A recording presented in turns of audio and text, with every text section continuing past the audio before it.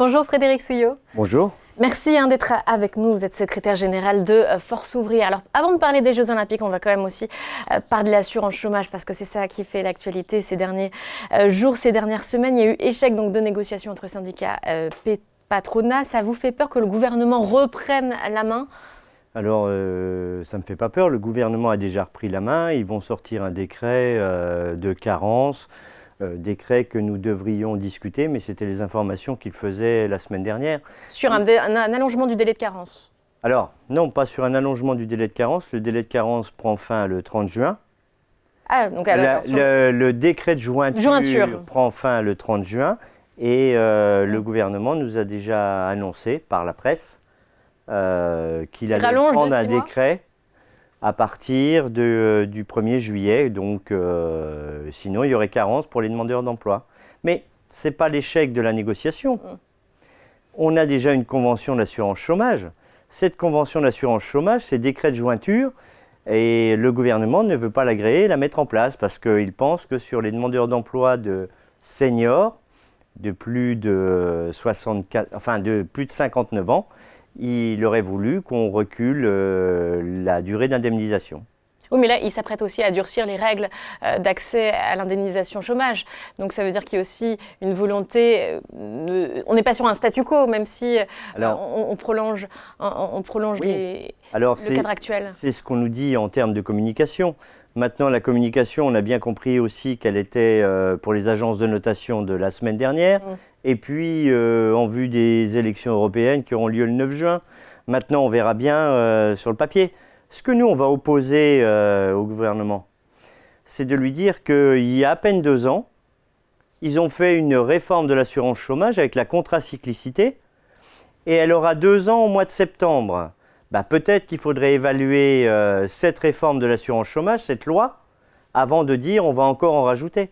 Toutes les études sérieuses disent que réduire l'indemnisation des demandeurs d'emploi ou réduire la durée, c'est une mauvaise idée. Et c'est comme ça depuis 1999. Donc, mais pour vous, donc en fait, le gouvernement veut faire quelque chose de moins sévère que ce qu'il communique ? Dans tous les cas, nous, on va lui expliquer que remettre le projecteur sur les demandeurs d'emploi ou les gens qui sont au RSA, être au chômage ou au RSA, ce n'est pas un choix. Vous avez perdu votre emploi ou vous êtes dans... Quand on commence à vous rentrer dans la filière du RSA, vous n'avez peu de moyens d'en sortir. Ce qu'il faut aujourd'hui, seulement 47% des demandeurs d'emploi sont indemnisés. Demain, réduire ou rallonger... Il veut passer à 12 mois, Gabriel Attal, de la période d'indemnisation de 18 à 12 mois. Je ne sais pas, c'est ce que j'ai entendu aussi par la presse, mais je n'ai pas eu de discussion directement avec eux. Et je leur expliquerai que dans tous les cas, c'est une très mauvaise idée. Ça créera quoi ? Moins de demandeurs d'emploi indemnisés, plus de précarité. Et plus de précarité, ça n'a jamais conduit à la cohésion sociale de la République. Alors lequel des leviers pour durcir les règles, s'il faut durcir les règles, est le plus acceptable ? Il y a la durée d'indemnisation, il y a la condition d'affiliation, donc le temps qu'il faut avoir travaillé pour avoir accès aux indemnisations, ou le montant de ces indemnisations. Alors je souris parce qu'aucun des leviers n'est acceptable. Je vous le disais en début de propos, quand j'ai vu la communication de Matignon disant une vraie réforme de l'assurance chômage. Parce que tout ce qu'on nous a vendu avant, ce n'était pas des vraies réformes, c'était quoi, des essais, ou un leurre, j'en sais rien. Dans tous les cas, il y a une loi qui a à peine 2 ans, elle aura 2 ans au mois de septembre ou octobre. En attendant, l'assurance chômage, c'est paritaire. À l'UNEDIC, il y a une salle qui s'appelle André Bergeron, un de mes prédécesseurs, qui l'avait proposée en 1958. Donc sur l'assurance chômage et l'indemnisation, c'est notre protection sociale collective et on va se bagarrer. Alors, on a le MEDEF qui dit que ce n'est pas la réforme la plus urgente. Vous êtes d'accord avec ça ? Le MEDEF est aussi conscient que réduire encore une nouvelle fois les droits des demandeurs d'emploi, c'est jamais la bonne solution. Jamais. Donc il y a d'autres choses à faire. Et Maryse Léon, la CFDT, dit que le gouvernement veut taper dans les poches des chômeurs. C'est quand même ce qu'il s'apprête à faire selon vous. C'est sous couvert justement de faire des économies, ce qu'on recherche en ce moment. Mais Aujourd'hui, c'est tapé dans les poches de tout le monde. Bruno Le Maire est devenu le ministre de tout, et quand il a une idée, eh bien, encore une fois, ça tombe sur les plus précaires. Alors, je ne dis pas qu'il faut augmenter les impôts ou quoi que ce soit, mais on est pour, nous, un impôt progressif. Et maintenant, aller taper sur les demandeurs d'emploi, seulement 47% de ceux inscrits à l'assurance chômage sont indemnisés. Ils en veulent encore moins, et ça fera encore plus de précaires. Alors, il y a eu cet échec, en tout cas, le gouvernement qui a repris la main, ça a chopé sur quoi les négociations? Sur les seniors? Qu'est-ce qui n'a pas fonctionné entre syndicats et patronat, ou même entre syndicats, entre vous? Alors, là où ça a coincé, c'est sur retraite progressive. On était tous d'accord pour mettre une date de retraite progressive et aménager les fins de carrière des seniors. Je rappelle qu'on a le plus bas taux d'emploi des 59-64 ans de toute l'OCDE. Donc l'emploi des seniors, c'est une vraie priorité. Et on a construit notre accord sur retraite progressive, formation professionnelle tout au long de la vie, reconversion. Et au dernier moment, l'exécutif a dit, s'il y a retraite progressive, on n'agréera pas. Voilà pourquoi ça a chopé. Pour négocier, il faut être deux. Et quand il y a un troisième, notamment l'exécutif, ben ça ne va pas. Et ça a changé parce que vous avez commencé à négocier aussi en novembre sous le gouvernement d'Elisabeth Borne, et ça a changé depuis Gabriel Attal. Comment vous l'interprétez, cet échec?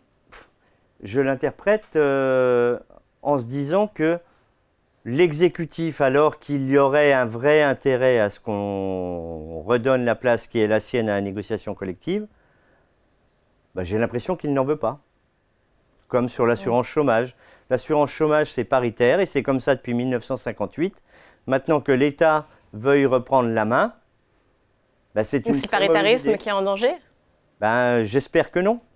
Mais regardez, je vous écoutais parler fiscalité du logement juste avant. C'était la même chose l'année dernière avec Action Logement.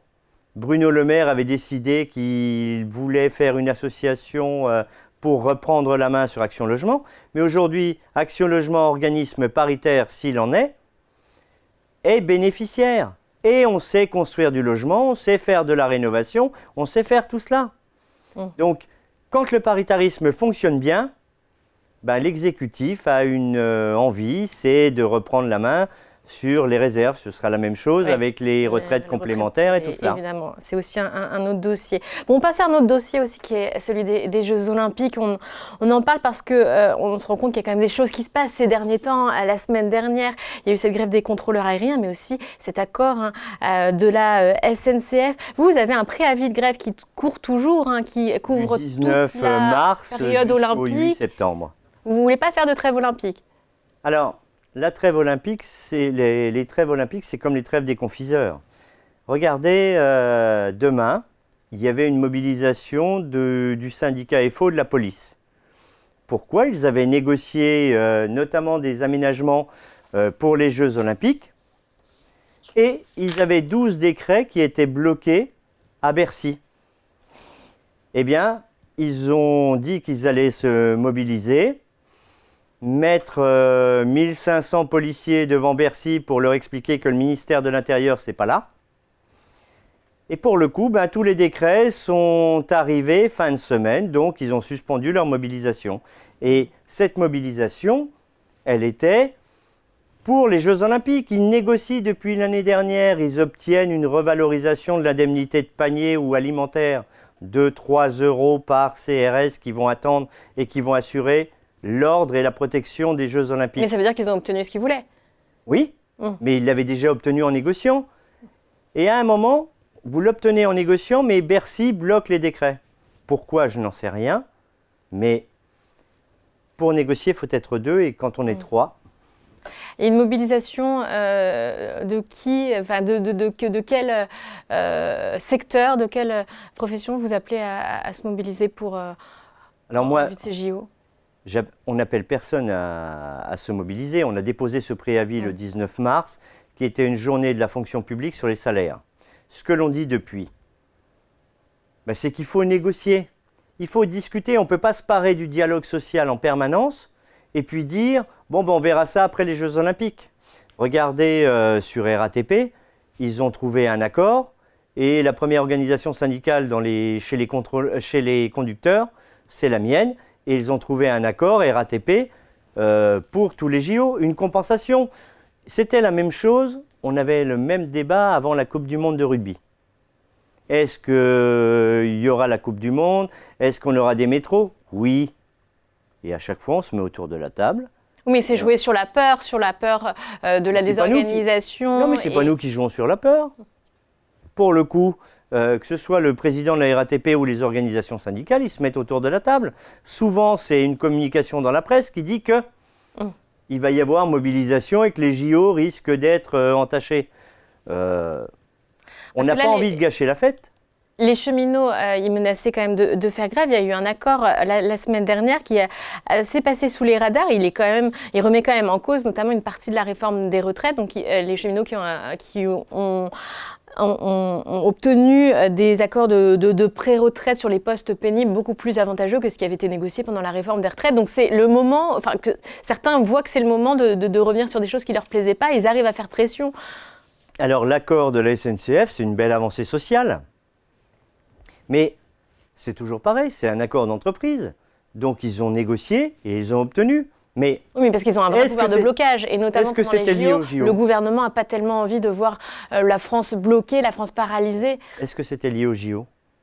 Parce qu'il y a cette peur de dire, il y a cette menace qui plane.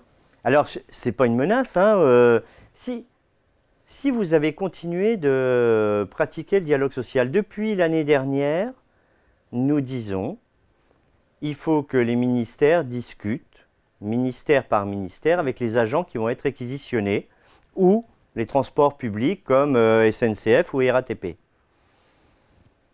Il y a eu 2 accords la semaine dernière, un à la SNCF, un à la RATP, et ce n'est pas sous la menace, puisque dès l'année dernière, on disait discuter.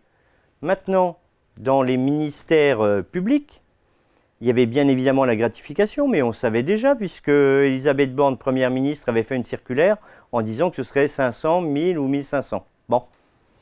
Mais il y avait aussi toutes les autres conditions, notamment comment fait-on pour faire garder ses enfants, les ouvertures de crèches, comment est-ce qu'on se déplace, puisque les réquisitions vont être un peu plus larges que l'Île-de-France, comment est-ce qu'on arrive à manger, à se loger et tout cela. C'est tout ça la discussion. C'est malheureux qu'on attende 100 jours avant les Jeux Olympiques pour dire « Ah, il y a de la menace, il faut qu'on lâche ». C'est pas normal. Mais il y a toujours, vous avez toujours un site qui recense les personnes qui peuvent se mobiliser pour une grève pour les JO. Alors c'est dans les cheminots, c'est parmi les cheminots. Mais est-ce que il y en a 750, je crois, j'ai regardé ce matin. Vous les appelez toujours à discuter, en tout cas à négocier encore en vue d'obtenir des choses? La pratique contractuelle et conventionnelle, c'est l'ADN de Force ouvrière. C'est on discute et on trouve des accords. Maintenant, je pense que les accords ont été trouvés. Regardez RATP, vous n'avez pas vu de préavis qui courait. Le préavis qui court, c'est pour la fonction publique. Et nous sommes premiers dans la fonction publique d'État, deuxième dans l'hospitalière et troisième dans la territoriale. Maintenant, ce préavis a été déposé le 19 mars pour aller jusqu'au 8 septembre. Pour protéger les uns ou les autres qui décideraient d'un mouvement social, pas forcément lié aux Jeux Olympiques, mais sur l'encadrement, les discussions qui auront lieu sur leurs conditions de travail. Dans la fonction publique, on parle de la fonction publique hospitalière. Vous sentez une mobilisation qui pourrait naître particulièrement parmi les... Sur la fonction publique hospitalière, il y a 2 ans, on a négocié le Ségur. Et il y avait 3 volets. Le premier volet du Ségur est passé, mais il reste le 2e et le 3e volet du Ségur, et on change de ministre de la Santé tous les 6 mois. C'est un petit peu comme à l'Éducation nationale. Comment est-ce qu'on peut avoir une logique de fonction publique hospitalière, et comment, à chaque fois qu'on a une grande manifestation, une grande mobilisation internationale, on se dit « Ah ben dans les hôpitaux, il y a moins de lits, il y a moins de choses. » Il y a des gens qui meurent aux urgences. Donc, sur l'hospitalière, ils vont être réquisitionnés. comment est-ce qu'ils font sur les réquisitions, comment est-ce qu'ils mettent. Il va y avoir des primes de 500 à 1 500 euros selon Oui, bien sûr, il y aura la hauteur de la mobilisation. Et ça, c'est la gratification. Mais aujourd'hui, il n'y a pas que la gratification. Comment est-ce qu'on a leurs conditions de travail? Le décret qui dit déplafonnement des comptes épargne-temps pour qu'ils puissent y poser leurs congés qu'ils ne pourront pas prendre. Vous l'avez vu ce décret, vous? Donc les décrets ne sont pas passés, c'est encore ce que vous venez nous porter. Il y a eu les contrôleurs aériens aussi la semaine dernière qui ont obtenu des concessions secrètes, c'est la une des Échos ce matin. C'est le moment pour beaucoup de... Les contrôleurs aériens, je ne sais pas si c'était avant les JO, mais c'était la semaine dernière, et ils avaient déposé un préavis pour le pont de la semaine prochaine. Et ils ont obtenu.